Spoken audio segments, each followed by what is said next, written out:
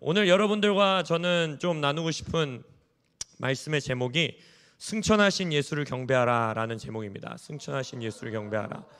곽병훈 목사님이 교회는 어디로 가는가 어마무지한 제목을 가지고 나오시길래 저도 질 수는 없어서 일단 저도 좀 센 제목을 가지고 나와야겠다 해서 제가 오늘 이렇게 말씀의 제목을 정해봤습니다. 그래서 우리 본문 말씀 에베소서 2장 1절에서 6절 말씀 다 함께 합독하시도록 하겠습니다.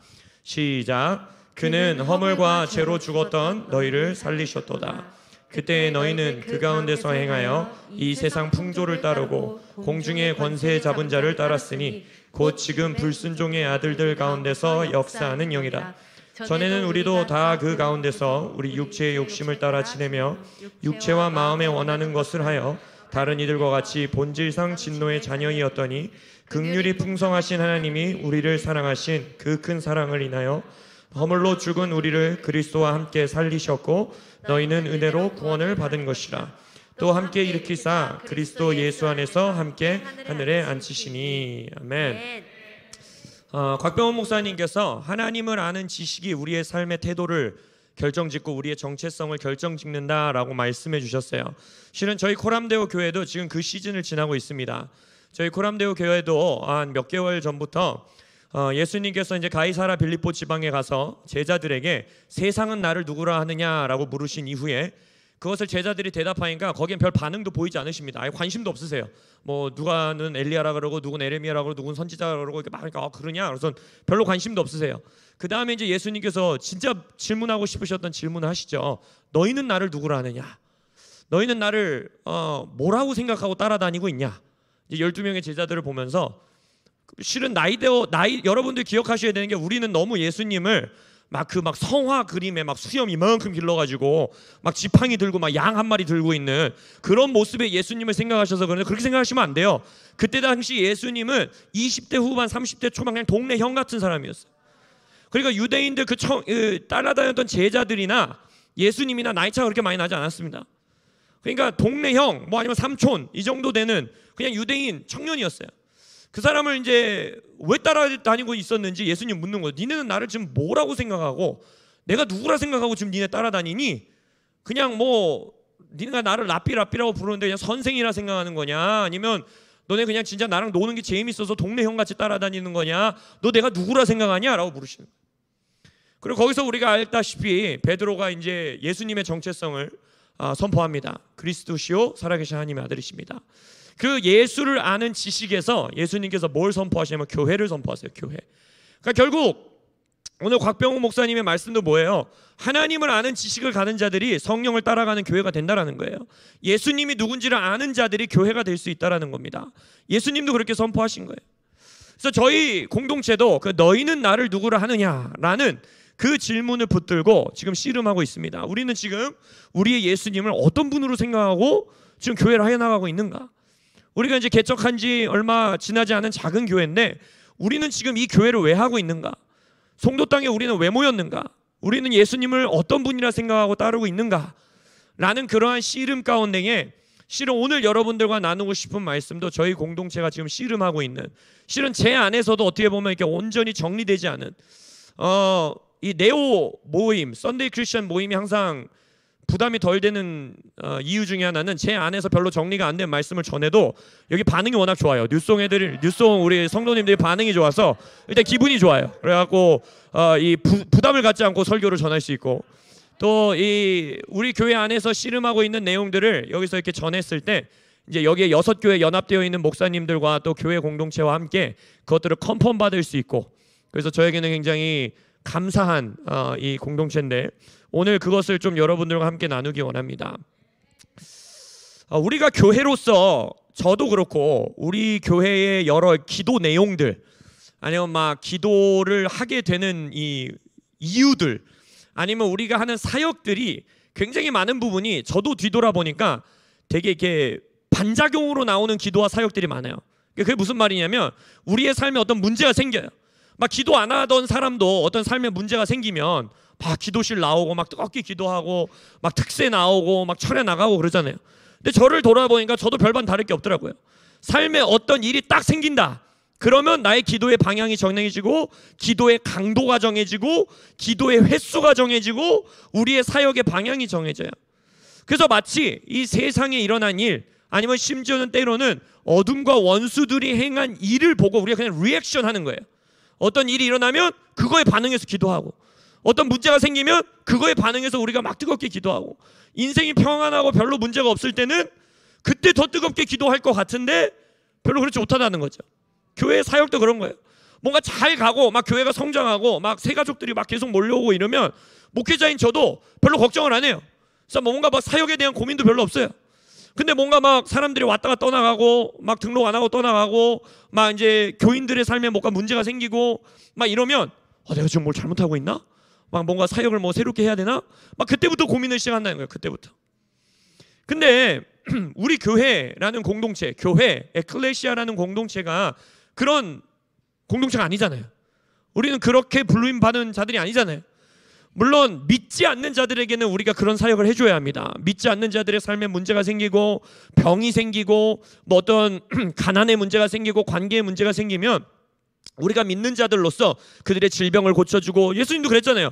병 고치고 귀신 내쫓고 죽은 자 살리고 가난한 자들에게 복음 전하고 갇혀있는 자들 풀어주고 묶여있는 자들 풀어주고, 그게 우리 사역이잖아요. 그러니까 믿지 않는 자들에게 우리가 행해야 되는 사역이긴 하지만 성도인 우리에게는 그것이 어울리는 삶이 아니라는 것입니다. 아까 제가 우리 교회가 씨름하고 있었던 그 부분, 그 가이사라 빌립보에 예수님이 제자들을 데려간 그 부분, 거기서 이제 예수님이 교회를 선포하시는데, 가이사라 빌립보라는 지역은 이스라엘의 굉장히 북쪽에 있는 지역으로서 그때 당시 예수님이 공생이 하던 당시에는 가장 어두운 지역이었습니다. 판신전이라고 하는 판신을 섬기는 어마어마한 뭐 그 옛날 복원도 이런 걸 보면 엄청난 크기의 대리석으로 지어진 으리으리한 신전이 있고, 거기선 인신 제사가 드려지던 곳이었어요. 그래서 특별히 어린아이들을 실제로 피 흘리게 죽이고 거기서 이제 예배하기가 굉장히 어두운 그런 지역이었던 거니까 예수님은 의도적으로 거기를 데려가신 거예요. 그래서 그 어두운 지역에 가서 예수님은 이 어둡고 우상숭배가 만연하고 정말 이 막 타락한 세상, 이런 것을 딱 볼 수 있는 적나라한 그 지역에 데려가신 다음에 물으시는 겁니다. 너는 내가 누구라 생각하니? 제자들에게 너희들은 나를 누구라 하느냐라고 질문하십니다.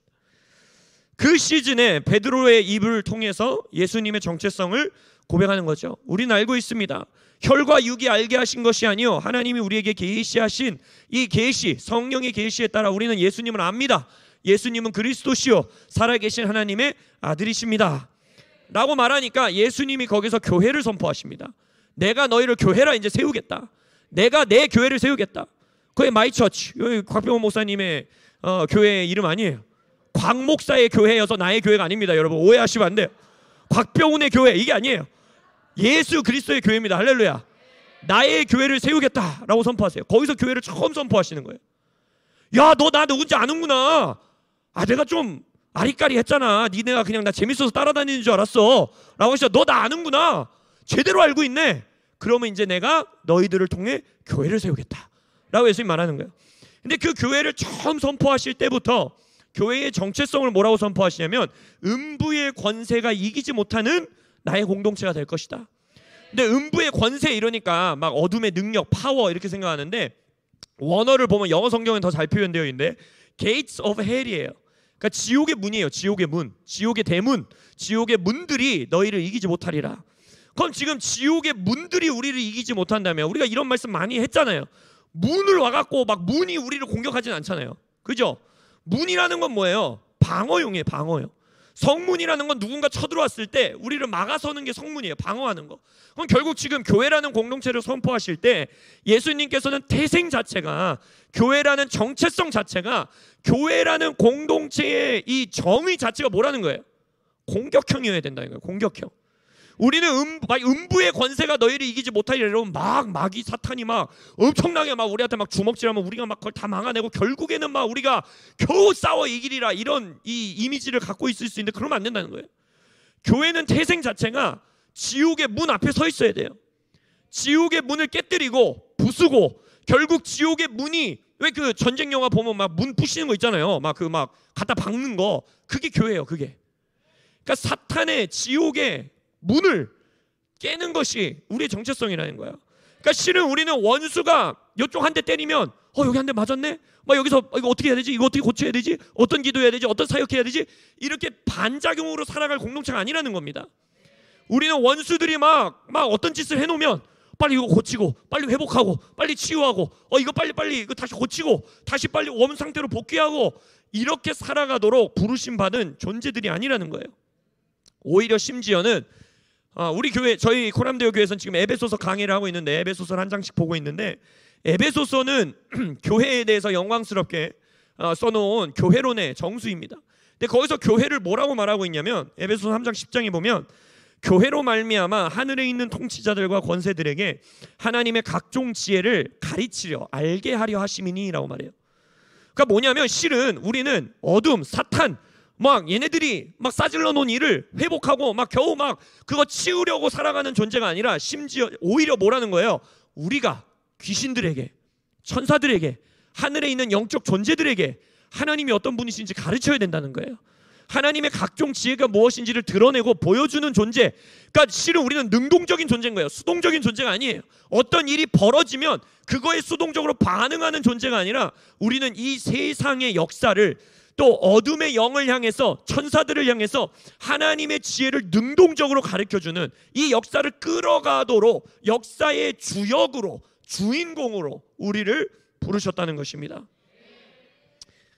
그래서 이 코로나 시즌, 새로운 시대가 열리고 있는 이때에 저희 교회 공동체도 또 이 네오 공동체도 이것이 너무 중요하다는 거예요. 만약 우리가 이 코로나 시즌도 또 뭔가 막 전염병 시작됐네? 또 뭐 막 이제 위드 코로나 발표하면은 뭐 백신 맞은 사람은 이렇게 되고 안 맞은 사람은 저렇게 된다는데 어떡하지? 우리 예배 또 못 모이게 하면 어떡하지? 뭐 저거 하면 어떡하지? 하면서 반응 정도에 머물 것이냐? 아니면 우리 곽병원 목사님이 선포해 주신 것처럼 이 새로운 시대가 지금 불가항력적으로 열리고 있는데 이 새로운 시대에서 우리는 우리의 목소리를 낼 것이냐, 우리의 길을 우리가 개척하고 나아갈 것이냐, 아니면 또 어떤 정부, 어떤 뭐 어둠의 역사, 뭐 아니면 사회 문화, 사회 풍조 이거에 그냥 휩쓸려서 우리 거 겨우 지켜가면서 그래 우리 교회 예배만이라도 지키자, 우리 교회 성도님들만이라도 지키자, 우리가 하고 있는 사역만이라도 지키자 이러면서 갈 것이냐. 이거에 대한 씨름을 제 안에서도 저도 하기 시작했다라는 거예요. 교회의 권세와 능력이 예수를 아는 지식에서부터 온다는 거 잊지 않으시길 예수 이름으로 축원합니다.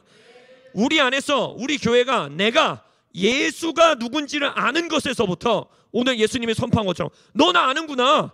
베드로야 이건 네가 안 게 아니라 하나님이 알게 하신 거다. 네가 나를 아는구나 하고 나서 네가 나를 알기 때문에 음부의 문을, 지옥의 문을 깨트리는 능력을 내가 너에게 줄게.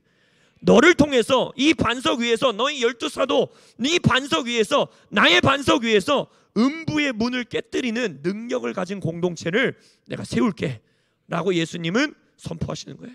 즉 우리 교회 에클레시아, 오이코스, 우리 네오 이 교회의 능력, 교회의 권세는 어디서 오느냐? 예수를 아는 지식에서 온다는 거예요. 우리는 정말 예수를 알고 있는가? 이 씨름에 대해서 저 개인적으로도 또 우리 코람데오 교회도 시작한 것입니다. 우리는 우리의 예수를 누구로 알고 있는가? 우리는 우리의 예수님을 누구라고 고백하고 있는가? 성경에서 알고 있는 지식으로 알고 있는, 우리가 그냥 지금까지 배워온 정보, 들어온 설교로 알고 있는 거 말고 우리 교회는 이 시즌에 코람데오의 예수님은 이러한 예수님입니다 라는 그 베드로의 고백이 우리에겐 있는가? 라는 씨름이 시작되었다는 것입니다. 아까 곽 목사님이 율법의 시대가 끝나고 은혜의 시대를 여시는 걸 예수님께서 선언해 주셨다고 말씀하셨어요. 그래서 우리가 지금 살아가고 있는 이 시대를 은혜의 시대라고 하는가 하면 또한 이 은혜의 시대에 이제는 예수님께서 자신의 몸, 교회를 이 땅 가운데 세우심으로써 이 시대를 우리는 또 다른 말로 교회의 시대다라고 말합니다. 예수님이 부활하시고 승천하신 이후에 예수님이 다시 오시기 전까지 우리가 살아가고 있는 이때를 많은 표현으로 말해요. 뭐 마지막 때다라고 표현하기도 하고 은혜의 시대다라고 표현하기도 하고, 그리고 이 시대의 주역이 교회이기 때문에 교회의 시대이다라고도 표현하고 있습니다. 그리고 교회가 시작된, 그럼 교회가 언제 시작됐을까요? 교회의 시대가 언제 시작됐을까요? 예수가 부활하신 이후에 예수님께서 너희를 나의 교회로 세우겠다라는 선언하신 이후에 예수의 부활 이후를 교회의 시대로 보는 것이 틀린 것은 아닙니다. 그러나 성경적으로 봤을 때 더 정확하게는 교회를 거기서 선언하셨고 부활하심으로써 당신의 말씀을 확증하셨지만 교회가 시작된, 교회의 시대가 공식적으로 하나님의 역사 가운데 이 땅에서 시작된 것은 우리가 알다시피 바로 오순절날 성령이 교회에게 부어지심으로써 교회가 탄생되게 되는 것을 우리는 보게 돼요. 예수님조차도 부활하신 이후에 제자들과 이제 시간을 보내시고 나서 승천하시기 전에 뭐라고 말합니까? 너희들이 나가서 내가 너희들에게 명령한 여러 사역들, 교회로서의 일을 시작하기 전에 어떻게 하라 그래요? 예루살렘으로 돌아가서 위로부터 권능이 임할 때까지 기다리라 그래요. 성령이 임할 때까지 기다리라는 거예요. 그리고 나면 너희들이 내가 너희들의 공생의 기간 동안에 말했었던 그 위대한 교회로서의 삶을 살아갈 수 있게 될 거야. 너희들이 교회 공동체로서의 삶이 시작되게 될 거야. 그러니까 성령이 임할 때까지 기다려라고 말씀하십니다. 그랬기 때문에 예수님께서 요한복음에서 자신이 아버지에게로 돌아가는 것, 승천하는 것이 너희들에게 유익이다라고 말씀하신 거예요. 요한복음 14장에 보면 이렇게 말씀하십니다. 내가 진실로 진실로 너희에게 이르노니 나를 믿는 자는 내가 하는 일을 그도 할 것이요 또한 그보다 큰 일도 하리니 이는 내가 아버지께로 가기 때문이다 라고 말씀하시는 거예요. 일단 이 앞구절 말씀이 어마어마한 말씀을 선포하십니다. 교회를 향해서. 저는 이 요한복음 13, 14, 15, 16, 17 요 5장을 너무나 좋아하기 때문에 그냥 시도 때도 없이 펼쳐서 읽는 장이에요. 제가 가장 좋아하는 성경 장들 중에 하나예요. 근데 요한복음이 21장까지 기록이 되어 있는데 5장이면 4분의 1이잖아요. 4분의 1. 그러니까 어마어마한 이 장을 할애했는데 실은 13장부터 17장까지 일어난 사건은 몇 시간이 되지 않습니다. 예수님께서 십자가 지시기 바로 직전 제자들과 마치 마지막 시간, 유언의 시간같이 보내시는 그 유월절 식사하는 데서 있었던 아주 몇 시간 되지 않는 그런 시간이에요. 근데 요한 사도는 그 한 몇 시간 되지 않는 시간을 자신의 복음서에 4분의 1을 할애해서 지금 쓰고 있는 거예요. 근데 거기서 예수님이 뭐라고 하는 거냐면, 자, 이제 내가 십자가에 달려서 너희들을 이 땅에 내비두고 난 아버지께로 갈 거야. 나는 아버지께서 나를 이 땅에 보내셨기 때문에 아버지께로 다시 돌아갈 거야. 난 승천할 거야. 이 말씀을 하시는 건데, 이 앞구절에 뭐라고 말씀하시냐면, 그렇게 되면 내가 아버지께로 돌아가면, 내가 승천을 하게 되면 너희들은 내가 3년 반 동안 너희들에게 보여줬었던 이 일들을 너희도 똑같이 할 거야. 교회들을 향해 하는 말씀이에요. 교회가 능력 있는 공동체가 될 거야. 더 나아가서 근데 그것뿐만이 아니라 내가 한 일보다 너희들이 더 큰 일을 하게 될 거야. 교회로서 하나님의 나라를 이 땅 가운데에 강력하게 세우는, 내가 너희들에게 말했던 음부의 관세가 절대 이길 수 없는 공동체로 너희들이 일어나게 될 거야. 근데 그 근거가 뭐라는 거예요? 언제 그렇게 된다라는 거예요? 예수가 승천하시면 그렇게 된다라는 거예요. 예수가 아버지께로 돌아가신 다음에 하늘 보좌에 앉으시고 아버지 우편에 앉으실 때에 교회의 권능, 교회의 권세, 교회의 교회됨이 강력하게 드러나게 될 것이라고 예수님은 예언하고 있는 거예요. 그래서 부활하신 예수님이 제자들과 머물지 않고 승천하신 이유가 바로 여기 있다라는 것입니다. 예수가 승천하신 이유가 뭡니까? 왜 승천하셨고, 승천하신 것이 왜 제자들에게 유익이었고, 왜 승천하시고 나서야 교회들이 이렇게 강력하게 일어날 수 있다라고 말씀하신 거예요? 예수 승천 이후에 무엇이 부어졌기 때문에? 아버지가 약속한 성령이 부어지시기 때문이에요. 만민에게 성령이 부어질 수 있기 때문입니다. 그렇기 때문에 오순절 날이 교회의 탄생이라는 거예요. 그럼 우린 질문해야 되죠. 아니, 그럼 오순절 이전에는 제자들에게 성령이 없었나? 왜냐하면 그 전에도 예수님이 이 땅에 아직 죽으시기 전에도 제자들 따로 보내셔갖고 막 기적 행하게 하시고 능력 행하게 하시고 하셨잖아요. 제자들에게 그럼 성령이 없었던 건가? 그 일을 어떻게 이룰 수가 있었지? 더 나아가서 부활하신 이후에 예수님께서는 제자들에게 오셔서 요한복음 20장에 이런 말씀이 기록되어 있어요. 이날 곧 안식 후 첫날 저녁 때에 제자들이 유대인들을 두려워하여 모인 곳의 문들을 닫았더니 예수께서 오사, 여기서 이제 부활하신 예수님이죠. 새로운 부활의 육체를 입으신 예수님이에요. 예수께서 오사 가운데 서서 이르시되 너희에게 평강이 있을지어다. 이 말씀을 하시고 그들을 향하여 숨을 내쉬며 이르시되 성령을 받으라.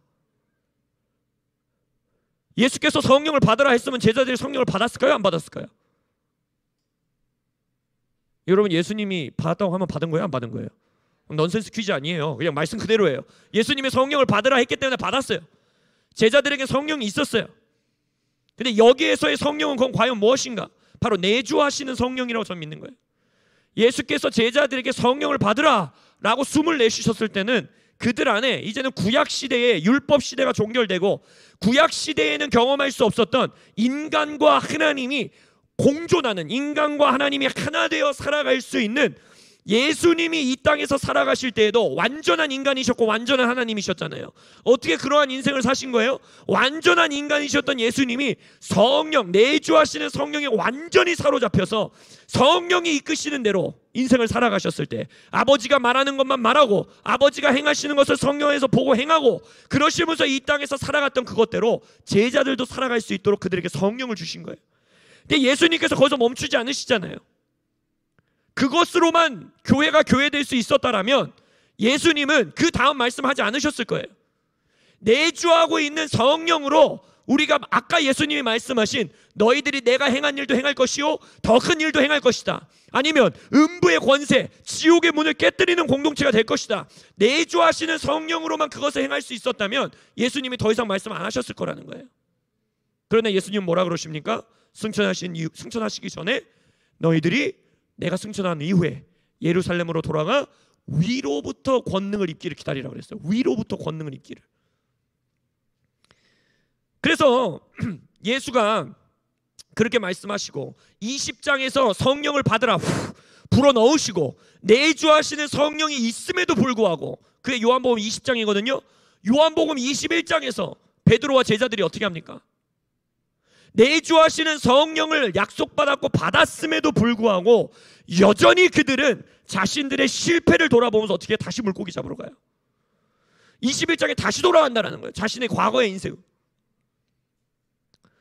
예수님께서 그러한 제자들을 보면서 너희들이 지금 이렇게 보이지만 내가 너희들을 사람 낚는 업으로 만들 거다, 내가 너희들을 나의 강력한 사도적 제자들로 만들 것이고 교회로 만들 것이다. 근데 그것을 위해서 위로부터 오는 권능을 받기를 기다리라는 거예요. 사도행전 1장에서 승천하신 예수를 이제 구름 타고 올라가시는 걸 보고 제자들이 멍하니 바라보고 있어요. 저도 이해는 돼요. 얼마나 얼떨떨했겠어요. 동네 형이었던 예수님이 십자가에 못 박히고 살아나갖고 막 구멍 숭숭 뚫린 몸을 가지고 와갖고 막 너 봐라 막 이러시고 막, 그래서는 막 그분이 막 구름 타고 올라갔어. 우리 동네 형이었는데 얼마나 황당하겠어요. 얼마나 얼떨떨하겠어요. 예수님이 올라갔어요. 계속 하늘 보고 있잖아요. 그냥 얼마나 답답하니까 천사를 보내시잖아요. 하나님이 야 정신 차려, 정신 차려. 그래서 뭐라고 합니까? 이 시즌에 이제 너희들이 인식해야 되는 예수는 승천하신 예수라는 거예요. 이들이 사람으로 오신 예수님을 베드로가 뭘로 인식합니까? 그리스도시요 하나님의 아들이십니다 라는 하늘로부터 오는 지식을 받습니다. 거기서 교회를 처음 약속하세요. 그래 맞다, 내가 아버지께로 이 땅에 보내심 받은 것을 너희들이 믿었기 때문에 이제 교회를 약속하십니다. 거기서 교회를 약속받은 다음에 부활하신 예수를 만나요. 와, 이 예수님이 죽음을 이기셨구나. 이제 나는 더 이상 죽음의 영향력 아래 살지 않아도 되는구나. 예수를 믿는 우리는 죽음을 이겼구나. 나는 이제는 성령이 내 안에 살아계시고 이제는 죄의 영향력에 내가 있지 않아도 되고 죄를 이기며 살아갈 수 있는 성도의 인생을 부활하신 예수를 통하여 우리 만나게 되는 거예요. 예수를 아는 지식이 우리의 삶의 태도, 우리의 정체성을 정하는 겁니다. 그리고 나서 이제 이 시즌에 교회라는 공동체가 이 땅에서 탄생되어야 되는 이때에 천사를 통해서 예수를 통해서 말씀하시는 게 뭐예요? 이제 부활하신 예수가 승천하신 예수님이란 걸 너희들이 깨달아야 된다는 거예요. 너희들이 예수를 아는 지식이 확장되어야 된다는 거예요.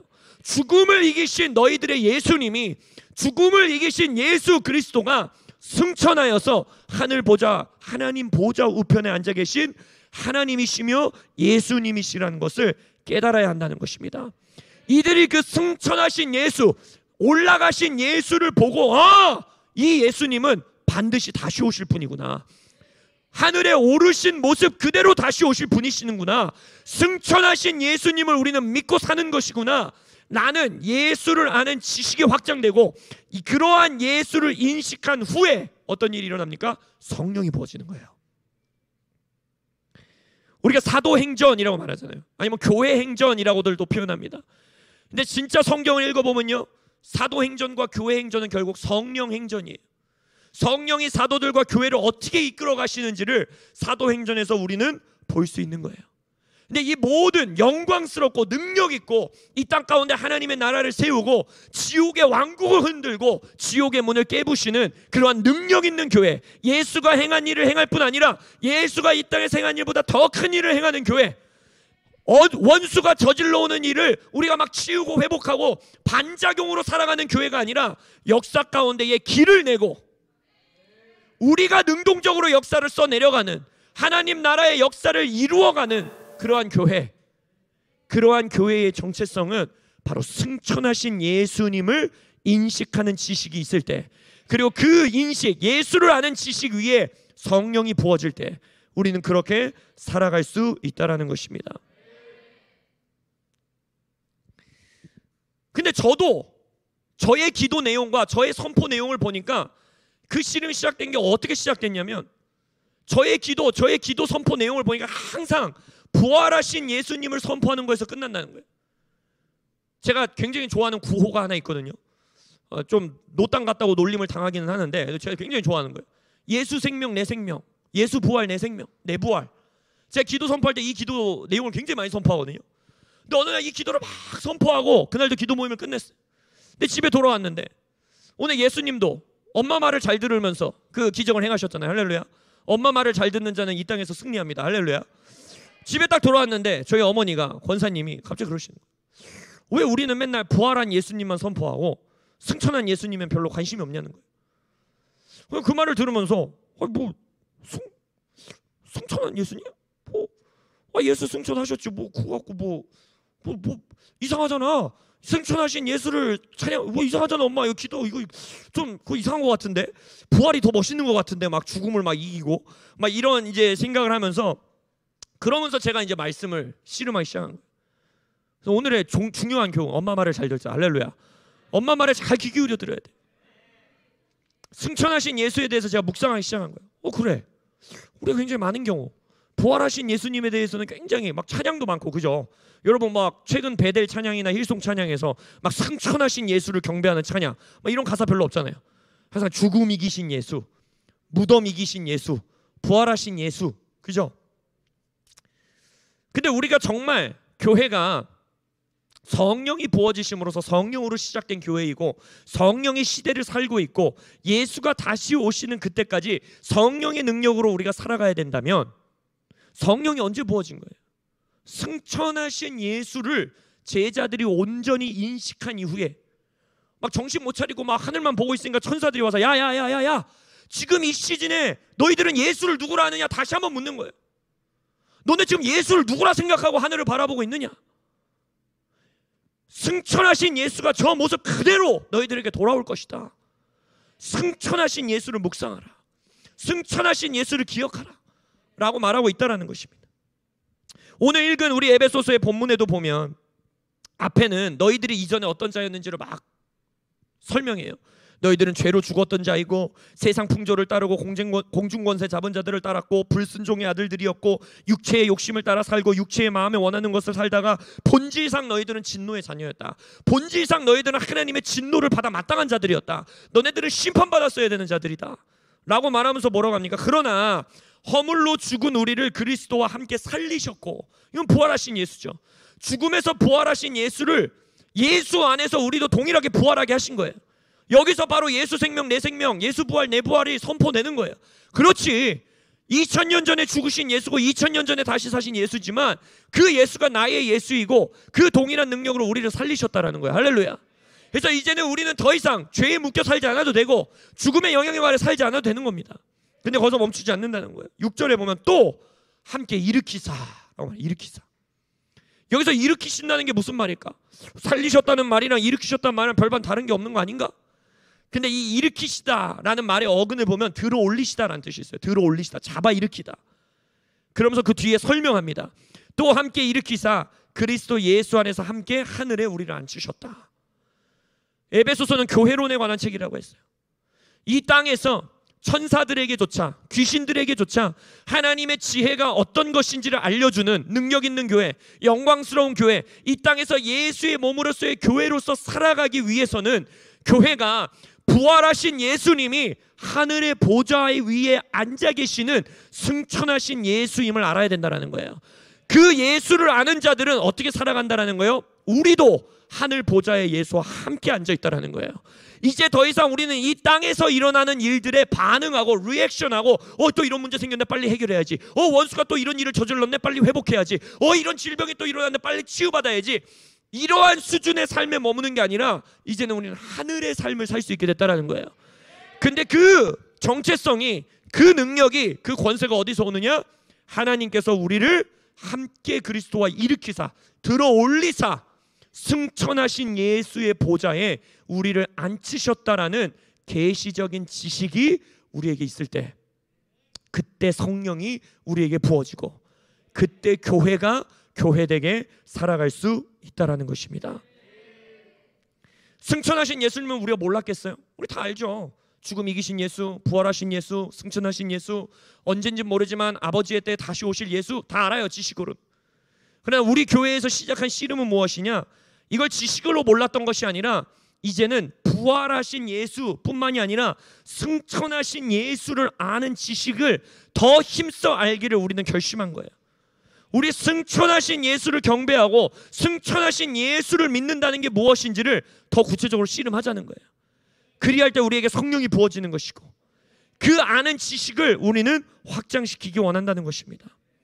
예수님은 지금 교회 시대를 살아가고 있는 교회에게 묻는 거예요. 너희는 나를 누구라 하느냐? 너희는 이 시즌에 나를 누구라 생각하고 누구라 믿고 살아가느냐? 우리의 고백이 예수님은 죽음을 이기신 부활하신 예수님이시며 또한 하늘에 오르사 승천하신 예수님임을 믿습니다 라고 고백하는 네오 교회 되시길 예수 이름으로 축원합니다. 그리하여 위로부터 오는 권능을 받고 이제는 리액션 정도로 살아가는 교회가 아니라 권능으로 뚫고 나가시는, 돌파하시는 교회들 되시길 예수 이름으로 축원합니다. 곽 목사님도 말씀하셨죠. 하나님을 아는 지식이 우리의 정체성과 우리의 라이프 스타일과 우리의 능력을 결정짓습니다. 부활하신 예수는 이 지식은 우리에게 어떤 정체성을 주느냐? 주께서 우리를 위해서 행하신 은혜, 그것을 알게 하는 거예요. 부활하신 예수는 우리가 한 게 아무것도 없습니다. 우리는 죄인이었어요. 아무것도 한 게 없어요. 오로지 하나님의 은혜로 예수가 죽으셨고 예수가 부활하심으로써 온전히 하나님께서, 예수께서 우리에게 행해 주신 역사, 그것을 감사하는 것을 깨닫는 것, 그것이 바로 부활하신 예수를 아는 지식이에요. 승천하신 예수를 아는 지식은 무엇이냐? 이제 그 죽음을 이기신 예수의 몸으로서 우리가 그 그리스도 안에서 이 땅에서 우리가 무엇을 행하고 살아갈 것인지에 대한 권세와 능력을 준다는 거예요. 예수는 우리를 떠나 하늘로 오르셨지만 우리는 우리의 정체성이 하늘 보좌에 앉아있는 자들이긴 하지만 여전히 몸인 우리는 이 땅에 발을 딛고 살아간다는 거예요. 이 땅에서 우리가 해야 되는 일들이 있다는 거예요. 이 땅에서 예수가 했던 일도 행할 뿐만 아니라 더 큰 일도 행해야 된다는 거예요. 이 일은 승천하신 예수를 아는 지식에서 나온다는 거예요. 하늘을 바라보면서 예수님은 뭐 해주실 수 있지 않을까? 예수님 벌써 가시면 어떡해요? 우리도 데리고 가셔야죠. 이 세상 우리도 예수 없이 이제 어떻게 살아요? 라고 하늘만 보면서 하늘에서 떡 떨어지듯이 뭔가 하나님이 능력을 베풀어 주시기를 가만히 보면서 지켜보고 있는 것이 아니라 천사가 말했던 것처럼 가라, 예루살렘에 가서 이제는 승천하신 예수를 묵상하며 하늘로부터 오는 권능을 덧입어라, 성령을 만나라. 너희들 안에 있는 내주하시는 성령뿐만 아니라 이제는 너희들 위에 강림하시는, 너희들 위에 부어지시는 외주하시는 성령을 만나라. 그리하면 이제 너희들이 부활하신 예수를 믿은, 승천하신 예수를 믿은 교회로서 이 땅을 살아갈 수 있는 능력, 권세, 정체성이 생길 것이다 라고 말하고 있다는 것입니다. 예수를 인식하는 정도가 우리의 삶의 태도를 결정합니다. 곽 목사님 말씀하신 말이에요. 제가 적어놨어요, 설교 들으면서. 맞아요. 우리가 예수를 어떻게 인식하느냐가 우리의 태도가 결정됩니다. 저조차도 그래서 깨닫게 된 거예요. 부활하신 예수, 그게 잘못됐다는 게 아닙니다, 여러분. 부활하신 예수를 당연히 알아야 돼요. 그리고 성경에서 말하고 있어요. 우리는 묵상하고 찬양해야 돼요. 근데 만약 우리가 부활하신 예수를 아는 지식에서 멈추고 승천하신 예수까지 그 경험이 나아가지 않는다면 어쩌면 우리는 내주하시는 성령 안에서 나 스스로의 거룩은 지킬 수 있고 나 스스로의 성도로서의 삶은 살아갈 수 있을지 모르나 교회로서의 인생, 우리가 공동체로서 예수의 몸으로서 이 땅에서 이기는 공동체, 싸우는 공동체, 이 땅에서 하나님 나라를 세우는 공동체인 교회, 에클레시아로서의 시대, 그 새로운 삶, 그 삶은 승천하신 예수, 그것을 아는 지식, 그리고 거기서부터 부어지는, 위로부터 부어지는 성령의 권능으로만 가능하다는 겁니다. 오늘 우리가 읽지는 않았지만 오늘 이 말씀 드리면서 마무리 짓기 원하는데, 에베소서 2장 10절에서는 이렇게 말하고 있습니다. 아까 읽은 본문 6절까지 말하고 10절에서 우리는 그가 만드신 바라 그리스도 예수 안에서 선한 일을 위하여 우리가 지음을 받았으니 이 일은 하나님이 전에 예비하사 우리로 그 가운데서 행하게 하려 하심이라. 교회로서 행해야 되는 선한 일이 있다라는 거예요. 선한 일, good works. 뭘까요 이게? 선한 일, 막 선한 일 하니까 착한 일하고 막 구제하고 막 착하게 살고 친절하게 대하고 이런 거 같죠. 그것도 다 맞아요. 근데 성경에서 말하고 있는 선한 일은 무엇인가? 예수가 행한 선한 일이 결국 우리가 해야 되는 선한 일 아니겠습니까? 할렐루야. 근데 예수님이 행한 선한 일이 무엇인지 성경에서 너무나 친절하게 말씀해 주세요. 사도행전 10장 38절에 보면 이렇게 고백합니다. 하나님이 나사렛 예수에게 성령과 능력을 기름 붓듯 하셨음에 그가 두루 다니시며 선한 일을 행하시고 마귀에게 눌린 모든 사람들을 고치셨으니 이는 하나님이 함께 하셨습니다. 예수가 행하신 선한 일은 능력의 삶이었습니다. 마귀 들린 자를 온전케 하시고 병을 치유하시고 기적을 행하시고, 예수님이 뭐라 말씀하십니까? 너희가 나를 못 믿겠다면 내가 행한 일을 보고 믿으라는 거예요. 근데 제가 어느 날 기도하다가 이 말씀 붙들고 기도하다가 깜짝 놀랐어요. 나는 교회로서 세상에 믿지 않는 무신론자들이라든지 아니면 심지어 하나님을 대적하는 자들에게, 야, 네가 성도인 나를 못 믿겠어? 목사로서 나를 못 믿겠어? 내가 교회라고 아무리 말해도 못 믿겠어? 오케이, 괜찮아. 내가 행하는 이 일들을 보고 믿어 라고 말할 행한 일이 있는가 나에게? 내가 세상을 향해서 야, 나 못 믿어도 괜찮아, 내가 하는 말 다 못 믿어도 괜찮아, 날 놀려도 괜찮아, 비난해도 괜찮아, 다 괜찮은데 내가 행한 일을 보고 내가 어떤 사람인지 믿어. 내가 행한 일을 보고 내가 하나님의 자녀란 걸 믿어. 내가 행한 일을 보고 내가 교회란 걸 믿어. 내가 행한 일을 보고 내가 말하는 예수가 진정한 예수인 걸 너희들이 믿어 라고 말할 행한 일이 있냐는 거예요. 이 행한 일은 리액션 정도의 일로는 안 됩니다. 반응하는 정도의 일로는 안 됩니다. 우리가 길을 내야 돼요. 우리가 보여줘야 돼요. 하나님의 나라는 이러한 나라라는 걸 보여줘야 돼요. 그게 선한 일이거든요. 근데 그 선한 일을 예수가 어떻게 행하셨다고 합니까? 성령과 능력의 기름 부으심으로 했다라는 거예요. 재밌지 않으세요? 성령의 능력이라고 하지 않으셨어요. 성경에서 정확하게 두 개를 나눕니다. 성령과 능력의 기름 부으심. 능력이 있어야 합니다. 위로부터 부어지는 능력이 있어야 돼요. 이건 단순히 뭐 은사가 있어야 된다, 우리 안에서 뭐 어떤 기적이 나타, 이 정도 수준을 말하는 게 아닙니다.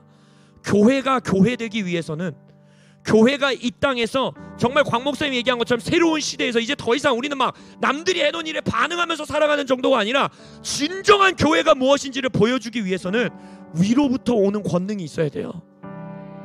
근데 그것은 승천하신 예수를 경배하고 올라가신 모습 그대로 다시 오실 예수, 승천하신 모습 그대로 다시 오실 예수를 아는 지식, 거기에서부터 오는, 위로부터 오는 권능, 그것으로 교회는 선한 일을 하며 살아갈 수 있다는 것입니다.